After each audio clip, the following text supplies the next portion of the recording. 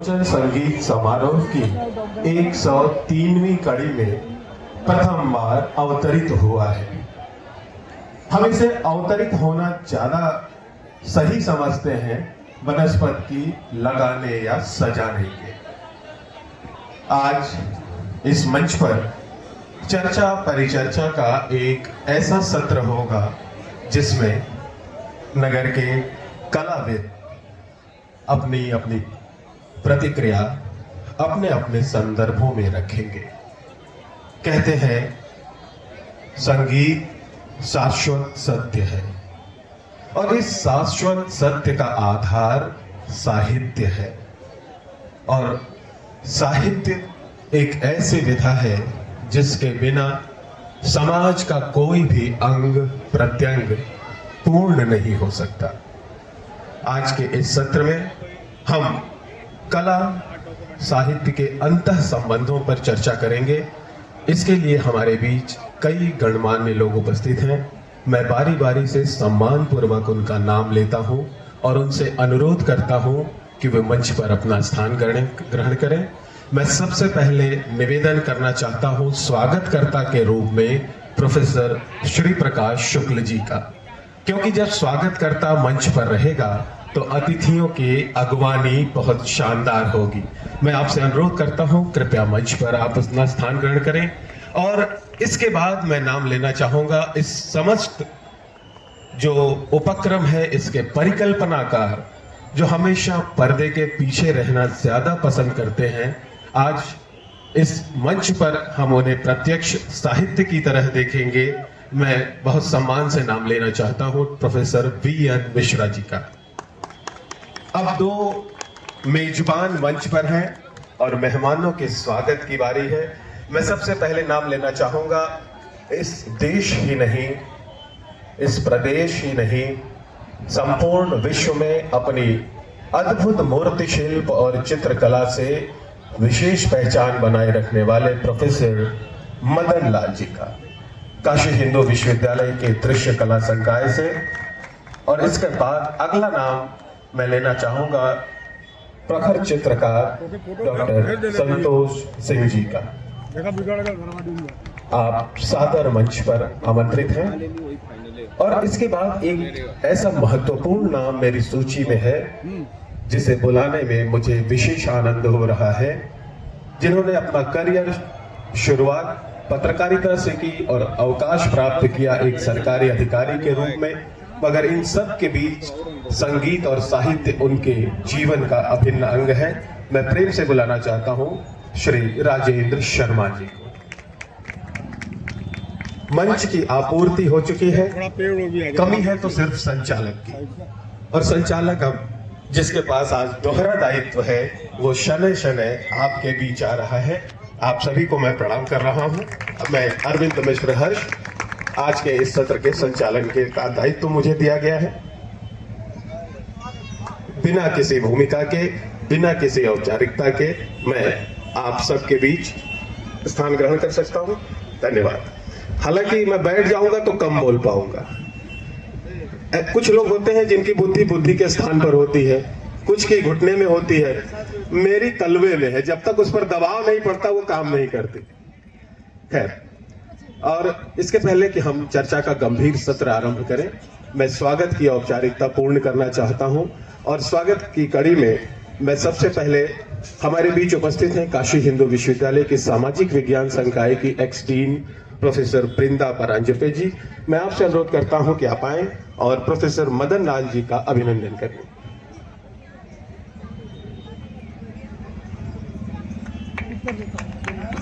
यह आयोजन एक ऐसी विशिष्ट पहल है, एक ऐसी शुरुआत है जो आने वाले दिनों में इतिहास में दर्ज होगी और इस अध्याय को स्वर्णिम अक्षरों में लिखा जाएगा। और सबसे पहले जो दो नाम होंगे वो नाम होंगे प्रोफेसर VN मिश्रा और प्रोफेसर श्री प्रकाश शुक्ल जी के। इसी क्रम में मैं आदित्य दीप जी, जो इस शहर के उदीयमान प्रखावज वादक हैं, संगीत के प्रति समर्पित हैं, मैं आपसे अनुरोध करता हूं कि आप आए और डॉक्टर संतोष सिंह जी को अंगवस्त्रम और स्मृति चिन्ह भेंट करें।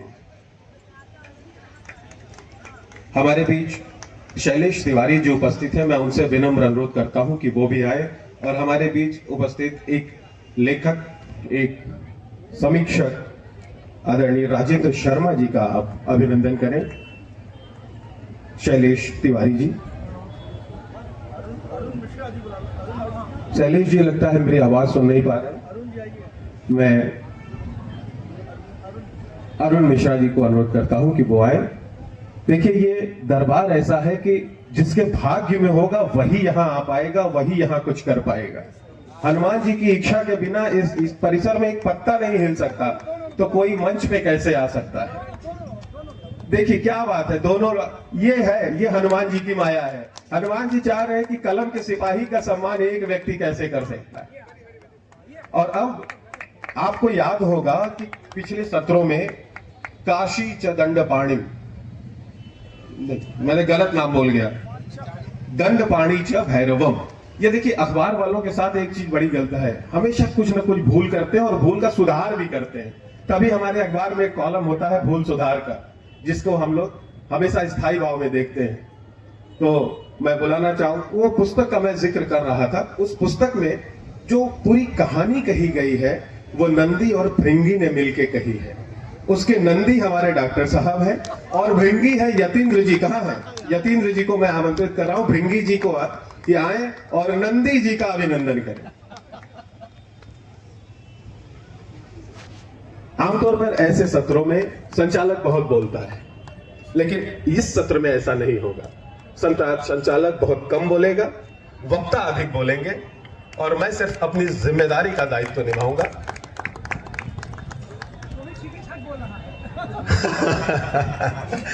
ये स्वागत का क्रम यहां पूर्ण होता है और अब मैं स्वागत के लिए, शाब्दिक स्वागत के लिए आमंत्रित करता हूं प्रोफेसर श्री प्रकाश शुक्ल जी। अरे ऐसे कैसे, ये एक साथ दो भूल, ये तो अक्षम्य हो गया। मैं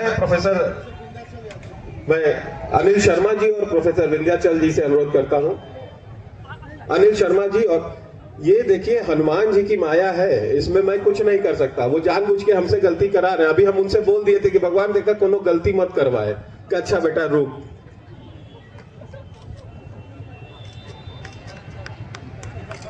ये क्रम अब पूर्ण हुआ। हमने अपने मंच पर विद्यमान पंच तत्वों का अभिनंदन कर लिया है। इसमें क्षिति, जल, पावक, गगन, समीरा, इन सब की उपस्थिति आपको इन 5 व्यक्तित्वों में दिखेगी।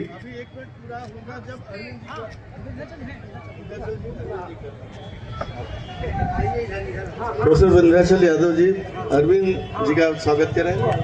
आप जाके पूर्ण हुआ, आप फोटो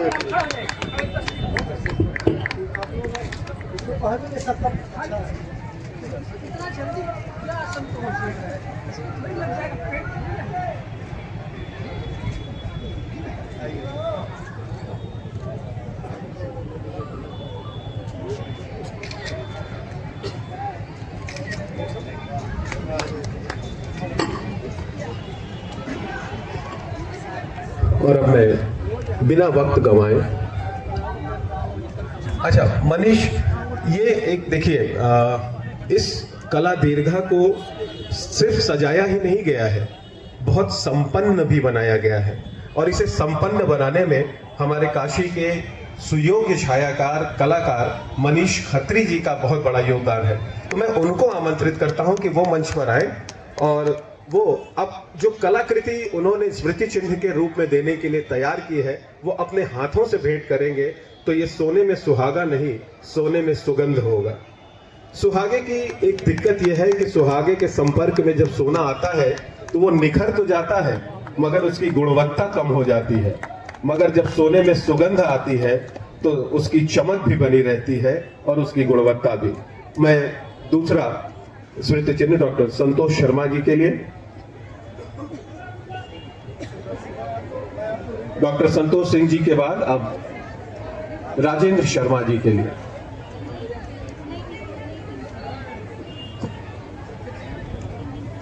और अब ये भैया इशारा कर रहे, भैया ये आप ही का है, आप लेके चाहे रख लीजिए। बहुत बहुत धन्यवाद मनीष भाई। मैं भी अक्सर सोचता था कि कभी मनीष जी भी मेरा ऐसा कोई चित्र बनाएंगे कि नहीं बनाएंगे।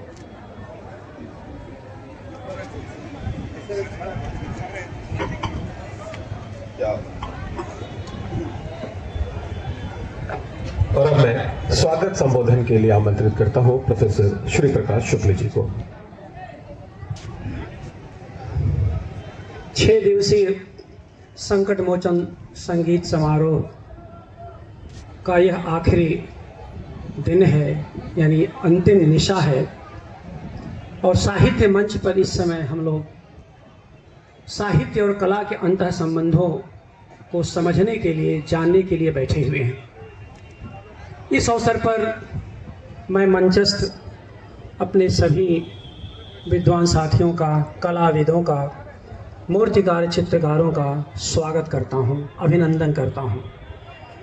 बहुत सारी स्मृतियां दे करके यह समारोह आज संपन्न हो रहा है, जिसकी गूंज कल सुबह से ही देर और दूर तक सुनी जाएगी। आज के इस सत्र के लिए हमारे बीच प्रसिद्ध मूर्तिकार मदन लाल जी हैं। मैं उनका स्वागत करता हूं। आप सब जानते हैं कि राम छाट पार न्यास इनकी कल्पना का संघनित स्वरूप है, और गंगा के सुरम्य और पावन तट पर जो स्थित है राम छाट पार न्यास सामने घाट में, वहाँ वह वास्तव में साहित्य, कला और संगीत तीनों की त्रिवेणी का वो एक प्रमुख केंद्र बना हुआ है, कला केंद्र बना हुआ है। आप वहाँ जाते हैं, आप देखते हैं रेत में आकृतियों की खोज जैसा बड़ा आयोजन हर 19 जनवरी को आप अपने गुरु की स्मृति में संपन्न करते हैं। आप आए हैं, यह आयोजन इनकी अध्यक्षता में संपन्न हो रहा है, यह हमारे लिए बहुत बड़ी बात है। मित्र चित्रकार मूर्तिकार डॉक्टर संतोष सिंह हैं, हम इनका स्वागत और अभिनंदन करते हैं। जितने प्रतिभाशाली चित्रकार हैं उतने ही संकोची व्यक्ति हैं। तो मैं बार बार कहता हूँ संतोष जी, संकोच से बाहर आइए, आपके द्वारा बनाई हुई कलाकृति की मुखाकृति और थोड़ा खिलेगी। तो मैं संतोष जी का अभिवादन करता हूँ। मित्र राजेंद्र शर्मा जी हैं। राजेंद्र शर्मा वर्षों से इस दरबार में आते रहे हैं और संगीत के बड़े ही सुरुचि संपन्न कला समीक्षक हैं। प्रतिदिन जो दिन रात भर होता है समारोह, उसकी एक सुंदर सी रिपोर्ट ये भोपाल के एक अखबार में नियमित स्तंभ लिख रहे हैं, और वह जब संग्रहित होकर आएगा तो निश्चित रूप से बहुत बड़ा योगदान रहेगा। अब उसमें साहित्य भी जुड़ गया है, तो साहित्य के समीक्षक के रूप में और कला समीक्षक के रूप में हमारे बीच मौजूद हैं हमारे अनुज डॉक्टर विजयनाथ मिश्र जी, जो हमारे अनुजवत हैं, जो इस आयोजन के प्राण स्वरूप हैं, स्पंदित स्वरूप हैं। मैं उनका स्वागत करता हूँ। सब कुछ इनकी परिकल्पना का यह जो स्वरूप है। अरविंद मिश्र जी का संचालन आपने देखा ही, घूम घूम कर संचालन कर रहे थे, और संचालन भी घूम घूम करके कर रहे थे, और अतिथियों को मंच के पार्श्व से आमंत्रित कर रहे थे। भाषा बहुत अच्छी है, आवाज़ बहुत बुलंद है। तो ये अरविंद मिश्र हर्ष हैं, और अब इनके बारे में क्या कहूँ। उपन्यास लेखक हैं, कथा लेखक हैं, और नागरी पत्रिका में यहाँ के मेले और उत्सव पर शानदार एक लेख लिखा है। इसका लोकार्पण कुछ दिन पहले यहाँ पर हुआ था। ऐसे सूरज संपन्न अरविंद मिश्र का मैं स्वागत करता हूँ। सामने बहुत सारे मित्र हमारे, विंदा परांजपे मैडम बैठे हुई, यतीन्द्र जी बैठे हैं, पुष्कर जी बैठे हुए हैं, और वो सुमन जी अरविंद की पत्नी सभागार में, सुमन जी, सही बोल रहा हूँ, सुमन बैठी हुई हैं। उस देखिए, खड़े हो जाइए, सब लोग जान जाएंगे, आप खड़े हो जाइए सुमन जी। यह देखिए, तो आज सपत्नीक आए हुए हैं अर्धनारीश्वर के रूप में, तो ये अच्छी बात है। और बाकी हाँ, मनीष खत्री जी तो हमारे खैर अंतरंग हैं, और अनिल शर्मा हैं, शैलेश हैं, ढेर सारे लोग। लेकिन कुछ बातें एक तरह की एक इनिशिएट करने के विषय को मैं जरूर कहना चाहता हूँ। देखिए, जब साहित्य और कला की बातें आप करते हैं, चूँकि दोनों विधाओं से हम लोग जुड़े हुए हैं, तो मैं सबसे पहले इस बात को मानता हूँ कि साहित्य को कलात्मक होना चाहिए और कला को साहित्यिक होना चाहिए। अगर यह नहीं है तो कुछ अधूरा है। कला का मन, कलाकार का मन अगर साहित्यिक होगा तो निश्चित रूप से वह कला बहुत उत्कृष्ट कोटि की होगी। इससे पहले कि मैं इस सत्र के मुख्य वक्ता या अध्यक्षीय वक्तव्य, क्योंकि आमतौर पर होता है अध्यक्षीय वक्तव्य बिल्कुल अंत में होता है, लेकिन इस सत्र में ऐसा नहीं होगा। इसलिए नहीं होगा कि हमारे पास समय बहुत सीमित है। हमारे पास 35 मिनट और शेष है इस सत्र के, और उन 35 मिनट में मैं अधिकतम समय उनको देना चाहता हूं, और उसके बाद जो समय बचेगा बाद के हम 3 लोग बांट लेंगे आपस में। उन्हें आमंत्रित करने से पहले मैं एक निवेदन करना चाहता हूं। इस पूरे परिसर में जहां तक मेरी आवाज जा रही है, सभी लोगों से मेरा विनम्र अनुरोध है कि जब भी आप इस परम पवित्र सभागार में आते हैं तो जय श्री राम का उद्घोष न किया करें। ये न हनुमान जी को प्रिय है, न राम जी को प्रिय है। प्रिय है जय सिया राम। जब आप जय सिया राम कहेंगे तब हनुमान भी प्रसन्न होंगे और राम भी प्रसन्न होंगे। तो इसलिए इस परिसर में कम से कम आप जब भी आइए तो जय सिया राम का घोष करिए। वो हृदय को भी छुएगा, ईश्वर के चरण तक भी पहुंचेगा। और इसी के साथ मैं प्रोफेसर मदन लाल जी को बुलाना चाहता हूं। आप जितनी इच्छा हो इस समय की, हमने जितना समय लेना चाहें आप लें और अपनी बात कहें। बाकी शेष समय हम लोग आपस में बांट लेंगे। प्रोफेसर मदन लाल जी। जी धन्यवाद। मुझे अपार प्रसन्नता हो रही है। मैं याद कर रहा हूं कि लगभग सन 74 से मुझे ये सौभाग्य मिला था, शायद मेरे पूर्व जन्मों का यह कोई पुण्य कार्य था कि मुझे बाबा संकट मोचन के दरबार में संगीत सुनने का अवसर मिला था। और तब से आज तक मैं इसे लगातार ही बोलता हूँ। तो 52 साल हो गया इस संगीत समारोह में मुझे आने का जो अवसर प्राप्त हुआ है। तो ये सब संकट मोचन बाबा की कृपा है, और उन्हीं की कृपा से आज इनके दरबार में मैं अपने आप को वो हिम्मत नहीं जुटा पा रहा हूँ कि मैं 2 शब्द यहाँ पर अपना व्यक्त कर पाऊँ।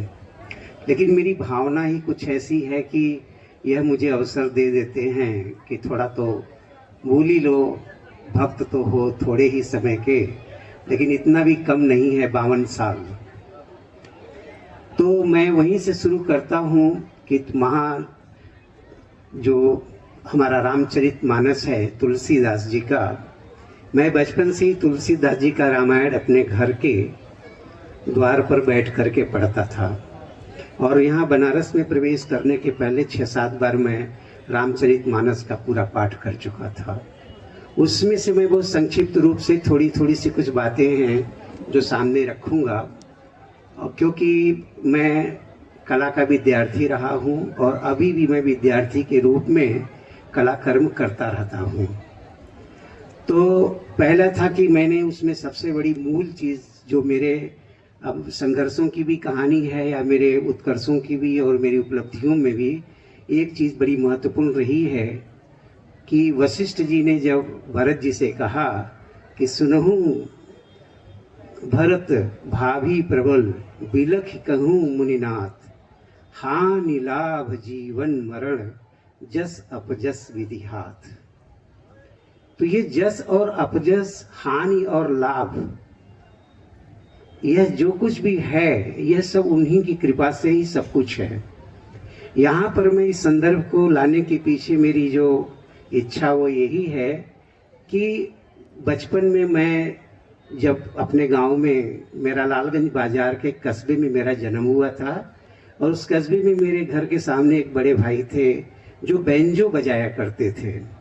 तो उनका बैंजो की ध्वनि इतनी सुंदर लगती थी, इतना मधुर होता था कि मैं छोटा सा 3-4 साल का या 5 साल का बालक के रूप में वो मुझे बहुत ही पसंद था। तो मैं अपनी माँ से जिद किया कि माँ मुझे ये बैंजो ला दो ना, मैं बैंजो बजाना सीख लूँ। तो माँ ने कहा कि देखो बेटा, अभी घर का खर्चा ही नहीं चलता है, 10 रुपए का बैंजो मैं तुम्हारे लिए नहीं खरीद सकती हूँ। केवल मैं संगीत सुनना तुम सुन सकते हो, लेकिन हम लोगों की ये सामर्थ्य नहीं है कि एक छोटा सा जो सबसे कम कीमत का एक होता है आपका कि बैंजो भी मैं नहीं खरीद करके बजा सका। अगर मैं उस समय बैंजो बजाना सीखता तो हो सकता है कि मुझे भी बाबा के दरबार में कुछ न कुछ संगीत बजाने का मौका मिल गया होता। तो ये मेरे भाग्य में नहीं था। फिर उसके बाद में जब उसके और आगे 10-15 साल बाद मुझे मौका मिला, मैं पढ़ने के लिए गया, तो कक्षा 5 में से ही मुझे कविता लिखने का थोड़ा शौक जमा, क्योंकि मेरी कहानी तो बड़ी लंबी है, 3-4 घंटे लगेंगे कि आप पूरा उपन्यास बन जाएगा। तो उसमें ये था कि मैं कविताएं लिखता था, और मैं कविताएं लिखता था। और कहाँ लिखता था? मैं बस स्टैंड के पर मूंगफली बेचा करता था, और उस मूंगफली बेचने के समय जब खाली समय रखता था तो मैं कक्षा 5 और 6 में तो बैठ करके अपनी कॉपी में कुछ न कुछ उठपटांग लिखा करता था। तो उसके बाद जब मैं कक्षा 6 में गया तो लोगों ने, हमारे मास्टर लोगों ने कहा कि तुम रामचरितमानस का पाठ करते हो, तुम चौपाई, दोहा, छंद, सवैया बहुत अच्छा गाते हो, तुम ऐसा करो कि इसको तुम यहाँ पर गाओ और इसको तुम जो है बजाओ, करो। तो तुलसीदास जी की ये हमारे सावन में जो सप्तमी के दिन जन्मदिवस हुआ था, उस दिन मैंने उनका जन्मदिन पहली बार मुझे मकाने का मौका अपने स्कूल में मिला। तो वहाँ पर से मेरी कविता भी शुरू हुई कि मैं थोड़ा कविता लिखना शुरू किया, और यह शौक मेरा थोड़ा आगे बढ़ा जब, तो हाई स्कूल तकले पहुँचते पहुँचते बीच में जानते ही हैं कि छोटे बच्चे क्या थोड़ा जब जवान होता है तो इधर उधर जो है बहुत कुछ उसके मतलब हाथ पैर तो जो चलते ही चलते हैं, दृष्टि भी बहुत इधर उधर बहुत खोजती रहती है। तो रोमांटिसिज्म में तो इसको मतलब बड़ा रोमांटिक हो गया मैं बहुत। तो उसमें मैंने ये जो है प्रेमचंद वाजपेयी और गुलशन नंदा के उपन्यास पढ़ने लगा, और जब उपन्यास सब पढ़ने लगा तो मेरे अंदर इतना ज्यादा उत्कंठा बढ़ा कि मैंने कहा कि मुझे जो है ये उपन्यास, फिर मैं कहानी और उपन्यास लिखने लगा। और उपन्यास और कहानी जब मैंने लिखने लगा तो इतना लिख डाला कि 2 उपन्यास मैंने लिख डाला, और वो हम जो है नहीं रह सकते हैं। मुझे याद आता है कि जब मैं यहाँ पर विद्यार्थी था तो या फ्रेंच राइटर की बोले इसको पढ़ो, और मैं जब बाद में बहुत दिनों सालों के बाद मैंने जब बाणभट्ट की आत्मकथा को पढ़ा, डॉक्टर हजारी प्रसाद का, और जब मैं गोरा पढ़ा रविन्द्रनाथ टैगोर का, और न जाने कितनी चीजें पढ़ी, तब मुझे लगा कि आज हम यही अमर है कलाकृतियाँ। कहीं पर प्रेमचंद या गुलशन नंदा ये कहीं दिखाई नहीं देते, सुनाई नहीं पड़ते हैं, खाली एक हम ऐसे उदाहरण के रूप में रख देते हैं। तो ये जो परिष्कृत हुआ मन, ये जो पराकाष्ठा हमने ये प्राप्त किया, वो क्यों किया? इसमें पूरी मैं बनना चाहता था कलाकार, मैंने पढ़ा व्यापार और बन गया पत्रकार। तो ये प्रारब्ध है, ये प्रारब्ध है। और इसी स्थान पर जब 6 अप्रैल को ये साहित्यिक मंच प्रथम बार प्रत्यक्ष रूप से इस संगीत समारोह का हिस्सा बना, तो हमारे आदरणीय महंत प्रोफेसर विशंबरनाथ मिश्र जी ने एक बात कही थी उस दिन कि यह गोस्वामी तुलसीदास जी की आध्यात्मिक प्रयोगशाला है। यदि किसी कार्य को बाहर आप शुरू करने में हिचक रहे हैं तो अंदर आके शुरू करिए, वो निश्चित रूप से सफल होगा। और आज ये सत्र हमें ये इशारा कर रहा है कि हम आदरणीय महंत जी की बात को किसी भी हालत में गलत नहीं होने देंगे, और आने वाले दिनों में एक ये लिट फेस्ट का रूप लेगा। हमारे बीच श्रोता दीर्घा में नगर के कई साहित्यकार उपस्थित हैं, मैं उनका स्वागत करता हूं।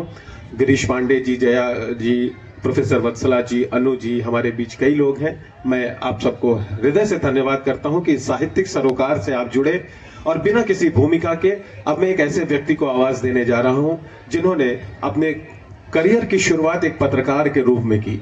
नवभारत टाइम्स, जनसत्ता, दिनमान, इन बड़े अखबारों के लिए आपने रिपोर्टिंग की, और एक ऐसा फिर यही देखिए यहाँ प्रारब्ध आता है, आप अचानक सब कुछ दृश्य बदलता है और आप उत्तर प्रदेश कर विभाग में अधिकारी के रूप में पोस्टेड हो जाते हैं। इसी वर्ष जनवरी में आप उस पद से अवकाश आपने ग्रहण किया है। मैं आदरणीय राजेंद्र शर्मा जी से अनुरोध करता हूं कि वो अपने मंतव्य रखें। धन्यवाद अदित जी। मेरे पास कहने के लिए इतना कुछ है, मैं समझ नहीं पा रहा किस तरह कहूं। जो बात अरविंद जी कह रहे थे उससे मैं पूरी तरह सहमत हूं। लॉकडाउन 2020 से और आज तक संकट मोचन संगीत समारोह 6 दिन का होता है, लेकिन मेरे लिए हर रोज होता है। हर रोज कोई ऐसा दिन नहीं है कि मैं संकट मोचन मंदिर के बारे में कुछ नई चीज ना पढ़ूं, चैन ही नहीं पड़ता। उसका प्रतिफल है बाबा की कृपा है कि अभी तक 72 आलेख मैं लिख चुका हूं।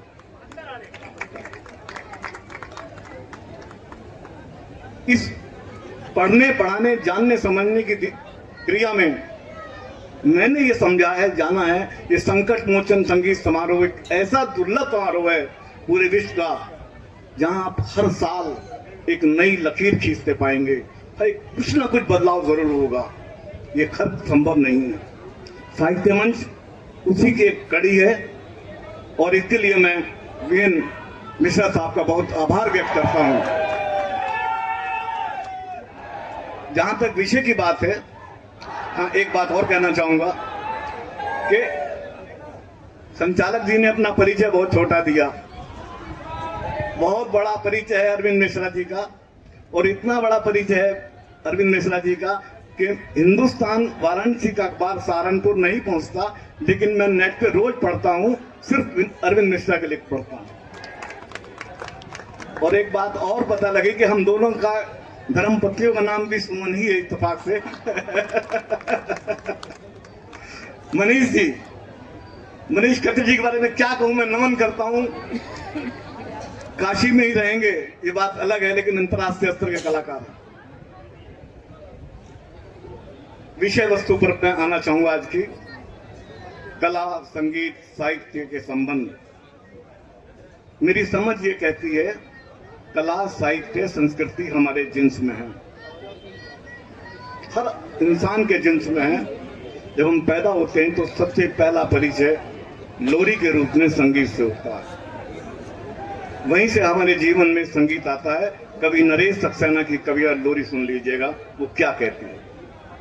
थोड़ा बड़े हुए तो माँ बाबा कहना सीखे, यहीं से मेरी समझ से हमारे जीवन में साहित्य आता है।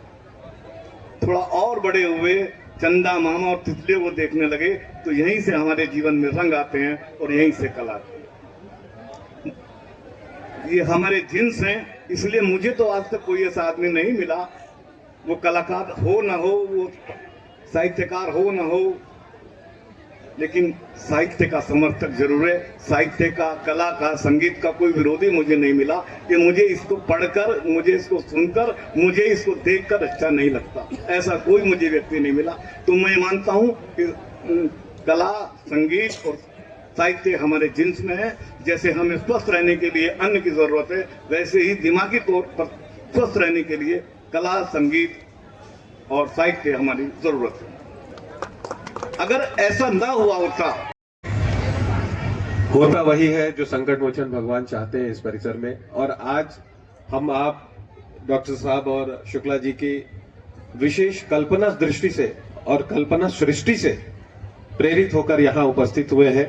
एक बार जोरदार तालियां इन दोनों व्यक्तित्वों के लिए होनी चाहिए, क्योंकि अगर इन व्यक्तित्वों ने इस दिशा में विचार न किया होता तो आज संगीत के साथ साहित्य जो छिपके चलता था आज सामने नहीं होता। साहित्य कला के इस मंच पर मैं बहुत सम्मान के साथ अपने संतोष भैया को आमंत्रित करना चाहता हूं। डॉक्टर संतोष सिंह जी वो अपनी मंतव्य रखेंगे।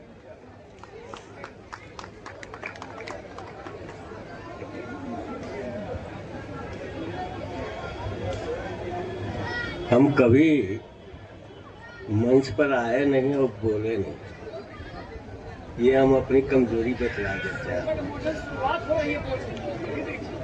लेकिन साहित्य, कला और संगीत पर जो ये बातें हो रही हैं उसी पर हम जाना चाहते हैं सीधे, और ये बताना चाहते हैं कि कला इन दोनों विधाओं के अलावा क्या इसका सशक्त माध्यम है और किस हद तक ये आगे गई। हम आप लोगों को प्रागैतिहासिक काल के समय में ले जाना चाहते हैं, जिस समय मानव सभ्यता का कोई विकास नहीं था, कोई शब्द नहीं था।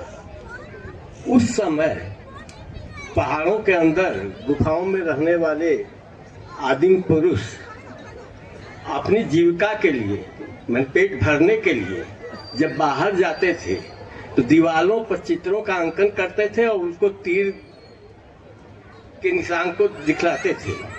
जब उस पर सक्सेस हो जाता तो लोग जाते थे और वो उसका शिकार करते थे और आते थे, अपना भरण पोषण करते थे। जिस समय कोई शब्द नहीं था, उस समय भाषा के रूप में ये हमारी चित्रकला जो है लोगों के बीच में आई और जो आगे बढ़ते बढ़ते आज इस स्थिति में पहुंचा दी है। और जहां तक साहित्य और संगीत से संबंध की बात है, उसके बाद आप बौद्ध कला का निरीक्षण कीजिए। कांगड़ा, जैन, ये राजस्थानी, मुगल, इन चित्रों को देखिए, उन समय के चीजों को देखिए। उस समय जैन के समय में पोथी चित्रों का भी निर्माण हुआ, लिखावट के साथ साथ चित्रों का निर्माण। वही पोथी चित्र जो आज इलस्ट्रेशन के रूप में आप पाते हैं। रामायण, गीता, महाभारत, सब जगह आपको चित्र और साहित्य दोनों का एक संगम मिलेगा। उसी तरह संगीत में भी इसका है बहुत बड़ा योगदान। अब समय दीर्घा में बैठे थे तो कह रहे थे कि हमको बोलने नहीं आता, सुनने आता है। तो मैंने कहा संतोष भैया, जब आप बोलेंगे तो आप सुनेंगे भी, ऐसा नहीं है कि खाली आप बोलेंगे।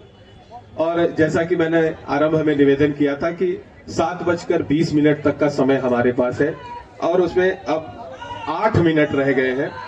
इस 8 मिनट में से 3.5 मिनट मैं लूंगा और शेष डॉक्टर साहब का होगा धन्यवाद ज्ञापन के लिए। साहित्य का ये मंच जब शुरू हुआ तो उसके एक पक्ष पर गहन चर्चा हुई, एक पक्ष छूट गया। हर सिक्के के 2 पहलू होते हैं, साहित्य का भी 2 पहलू है, गद्य है और काव्य है। उसकी थोड़ी सी शुरुआत हमारे राजेंद्र शर्मा जी ने की और मैं इस मंच से ये अनुरोध करना चाहूंगा, हमारे बीच जो 11 आधार तत्व बैठे हैं, 1 और 1 11, ये जो 11 तत्व हैं, मैं इनसे अनुरोध करूंगा कि अगले वर्ष जब इस साहित्य कला मंच की परिकल्पना तैयार की जाए तो गद्य के साथ काव्य को भी स्थान दिया जाए और प्रतिदिन 2 नहीं तो 1 रचनाकार का काव्य पाठ अवश्य होना चाहिए। ये मेरा अनुरोध है और इसी अपेक्षा से, इसी उम्मीद से मैं इस सत्र में वक्तव्य नहीं दूंगा। मैं एक मेरी छोटी सी, बहुत छोटी सी गजल है, शिव को प्रेम पत्र, वो गजल में पढ़ के इस अपेक्षा के साथ कि अगले वर्ष संकट मोचन संगीत समारोह में जब हम 24 अप्रैल से 29 अप्रैल तक यहां जुटेंगे तो 24 अप्रैल, अगले वर्ष संकट मोचन संगीत समारोह 24 अप्रैल से 29 अप्रैल तक होगा। 20 अप्रैल को हनुमत जयंती है, उस दिन विशिष्ट उत्सव होगा और तब हम जब बैठेंगे तो गद्य और पद्य दोनों होंगे। विंध्याचल जी बहुत मुस्कुरा रहे हैं, इनसे आज मेरा पहली बार आमना सामना हुआ है। इनके बच्चे से मेरी दोस्ती पहले से है, उसका नाम जो है अनुप्रास है और उसकी दोस्ती कराने का आधार बने मदन भैया, जिन्होंने हर साल जो रेत पर आकृति की खोज करते हैं, इनका बच्चा भी रेत पर आकृति खोज रहा था और मैं खोजता हुआ उसको वहां पहुंच गया। तो मैंने आधा मिनट अपना कम कर लिया, मैं 3 मिनट में अपनी वो गजल आपके समक्ष रखता हूं और उसके बाद डॉक्टर साहब धन्यवाद ज्ञापन करेंगे। प्रेम लिखूंगा मैं आज, पत्र लिखूंगा, प्रेम लिखूंगा मैं आज, पत्र लिखूंगा, सोचता हूँ शिव को प्रेम पत्र लिखूंगा, हर शब्द को लिखूंगा रुद्राक्ष आज मैं, हर शब्द को लिखूंगा रुद्राक्ष आज मैं, अपना हर एक वाक्य बेल पत्र लिखूंगा, सोचता हूँ शिव को प्रेम पत्र लिखूंगा, काम भस्म घोल के बनी जो स्याही से, काम भस्म घोल के बनी जो स्याही से, गुलाब लिखूंगा मैं आज इत्र लिखूंगा, सोचता हूँ शिव को प्रेम पत्र लिखूंगा। और शक्ति बिना शिव भी शव है, सत्य यही है। शक्ति बिना शिव भी शव है, सत्य यही है। यह सत्य बार बार यत्र तत्र लिखूंगा। और वो शेर जिसके लिए पूरी गजल लिखी गई है कि शिव ही पिया मेरे हैं, शंकर ही प्रेयसी। शिव ही पिया मेरे हैं, शंकर ही प्रेयसी। शिव ही पिया मेरे हैं, शंकर ही प्रेयसी। शिव को मैं आज मित्र और पुत्र लिखूंगा, सोचता हूँ शिव को प्रेम पत्र लिखूंगा। धन्यवाद। और मैं धन्यवाद ज्ञापन की औपचारिकता के लिए प्रोफेसर VN मिश्रा जी को अनुरोध करता हूं। मैं कोई औपचारिकता नहीं करूंगा, जो बोलूंगा दिल से बोलूंगा। और ये जो पूरा प्रांगण है, जिसको अभी मदन लाल जी कह रहे थे कि पहले BHU से बहुत परिवार और बच्चे सब बहुत आते थे, तो उनका तो हमको नहीं पता कि वो कहाँ गए। लेकिन हम लोग जब 5-6 वर्ष के रहे होंगे, तब से यहाँ संगीत समारोह का एक ललक हम सबके मन में शुरू से रहा। 6 साल 7 साल के एज में जब आते थे, तो हम लोग की ड्यूटी रहती थी कि पूर्वा में सबके पानी पिया हुआ। एक हम लोग बच्चों का पूरा ब्रिगेड था, तो वो जो वहाँ पानी पिलाते हैं, वहाँ पूर्वा में पानी पिलाने की ड्यूटी हम लोग की रहती थी। उस समय संगीत ज़्यादा समझ नहीं आता था, लेकिन उसी दौरान एक घटना घटी जो इस संगीत समारोह के बारे में हम लोगों का और मन, जो कहते हैं कि कला साहित्य सब जोड़ने का। तो एक दिन पंडित रविशंकर जी का जन्मदिन था, और उस सुबह सुबह 4 बजे यहाँ आए दर्शन करने। बाबा हमारे पंडित अमरनाथ मिश्रा जी से मिले, और उसी समय जो हमारी कबीर चौरा का पूरा जो गायन समाज है, गोपाल मिश्र जी, उन्होंने बाबा से कहा कि कहो हमारे भतीजवा सब न गई है, हमारा बच्चा न गई। तो उस समय एक की उम्र थी, मतलब 12-15 वर्ष रही होगी, और साजन सर की उम्र थी 10 वर्ष। पहली बार इसी स्टेज पर पंडित रविशंकर के साथ और हमारे बाबा के साथ बैठ करके, वो दोनों जो छोटे भाई आज हमारे साथ, मतलब आदरणीय राजन जी नहीं रहे, लेकिन आज अंतिम प्रोग्राम साजन मिश्रा जी का आज होगा। बाबा जब तक जीवित रहे तब तक उनकी वो गाना उसी दिन का सुन करके अपना अंतिम समय तक सुने। बाबा के मन में रहता था कि कुछ चीजें नई होनी चाहिए, और नई के हिसाब से उन्होंने हमारे पिताजी को कहा कि जितने नए बच्चे हैं सबको मौका देना चाहिए, एक निश्चित समय पर मौका देना चाहिए। 1 साल की घटना है, जब देश के प्रख्यात सितार वादक अपने 8 साल के बच्चे को लेके आए थे, तो उनका बच्चा भी कहा कि हम भी बैठेंगे मंच पर। तो क्या तुम्हारे लिए कुछ है नहीं? तो वो उनका सितार उठा करके मंच पर गया, और अगले साल उसके लिए एक छोटा सितार बना के लाए। वो थे कार्तिक कुमार जी, और उनका बेटा नीलाद्री कुमार पहला प्रोग्राम यहीं दिया 9 वर्ष की उम्र में, और आज यहाँ से अब वो पूरे देश विदेश में चले गए। इसी तरह बुद्धादित्य मुखर्जी का प्रोग्राम, आदरणीय पूरे पंडित जसराज जी जितने अपने शिष्य थे, उसमें संजीव अभयंकर से लेकर के सारे लोग, यही बचपन उनका बीता। और सबके अंदर ये था कि नए चीज को होना चाहिए। वर्तमान महन जी ने इसको एक स्टेप आगे जब किया, तो उसमें चित्रकारी के लिए राजेश कुमार जी एक पहले व्यक्ति थे जो आए, उन्होंने कहा कि मैं कुछ कलाकृतियां मैं लगा देता हूँ। तो पहली बार वही लगा, फिर अनिल शर्मा जी जुड़े। इस सारी घटनाओं को चंद्रमा की तरह प्रोफेसर शिव प्रकाश शुक्ला देख रहे थे दूर से, सीसीटीवी की तरह। लेकिन ये कुछ कहते नहीं थे हमसे, ना हमसे बहुत ज्यादा हम लोग मिले, 2016-17 में मिले। लेकिन सर के अंदर जितनी क्यूरियोसिटी रहती थी कि ये क्या है, ये क्या है, ये कैसे है, तो मुझे ऐसा लगा कि सर को भगवान ने एक निश्चित समय पर भेजा था कि आप यहाँ जाइए और साहित्य मंच का निर्माण कराइए। क्योंकि इस बार भी साहित्य मंच कोई ऐसा नहीं था कि होना था। मैंने अनिल शर्मा जी खाली एक मैसेज किया था कि एक मंच बना दीजिए और उसको शुक्ला सर को सौंप दीजिए, वो पता नहीं क्या करेंगे उस पर। तो शुक्ला सर ने कहा नहीं, इसको हम लोग विधिवत पहले मान जी से उसका हम लोग बातचीत करेंगे, अनुरोध करेंगे इसको कैसे हो, और फिर ये आई।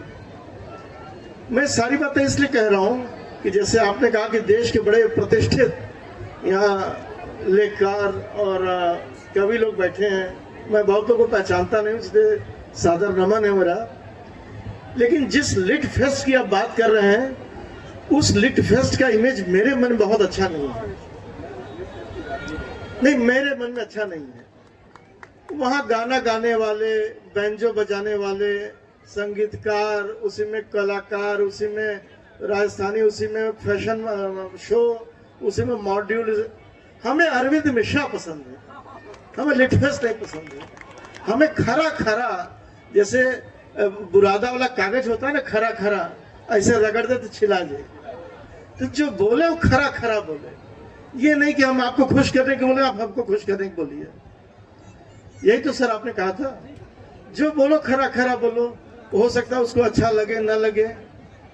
लिटफेस्ट के तमाम जो उदाहरण हैं, उसके गवाह यहाँ अरुण श्रीवास्तव जी बैठे हैं, जो पिछले 30 वर्षों से दिल्ली के कॉन्स्टिट्यूशनल क्लब में कितने कार्यक्रम करा लिए।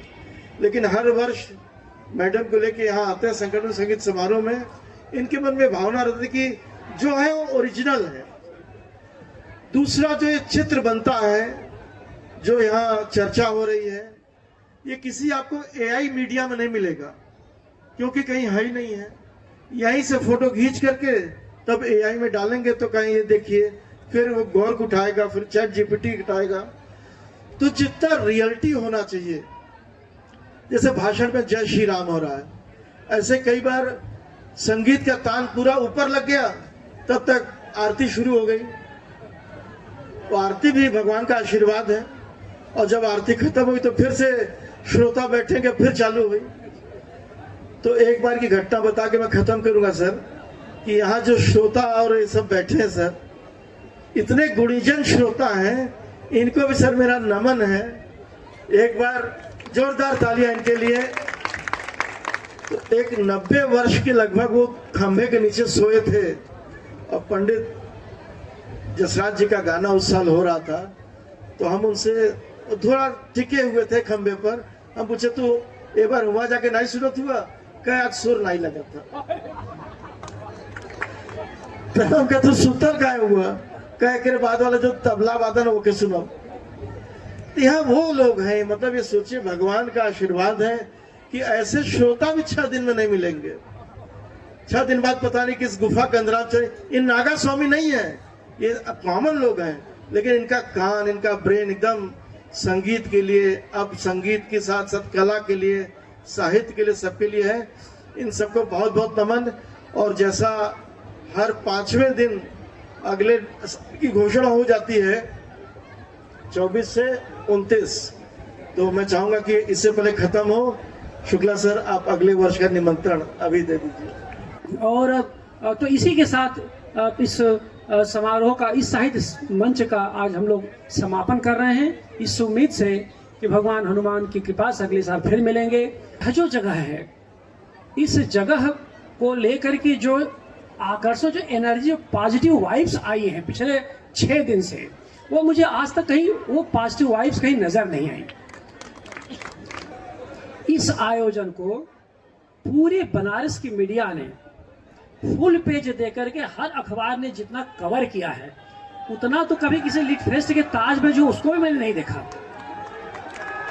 तो कुछ तो भाई चमत्कार है, यानी पूरी मीडिया आप समझिए फुल पेज दे रही है।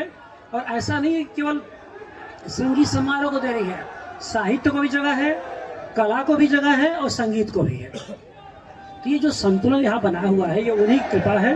और मुझे लगता है कि इसी के साथ हम लोगों को थोड़ा अपने मीडिया बंधुओं का सम्मान करना है, स्वागत करना है। तो 10 मिनट वो भी हम लोग पूरा करेंगे। ठीक।